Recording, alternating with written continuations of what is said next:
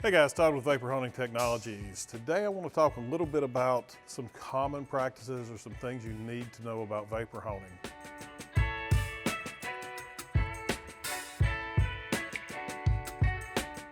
When your machine arrives at your house and you're actually setting this machine up, a lot of times what happens during shipping is the pump itself will get knocked over, and when the pump's knocked over, you're not going to perform the way it's supposed to. So you want to make sure that your pump is sitting upright. This is sitting upright.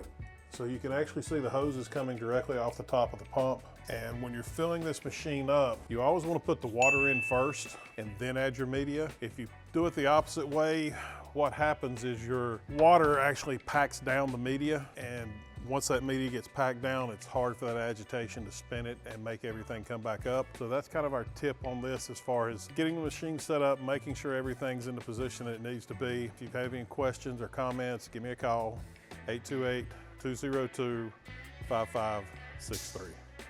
Thanks for watching.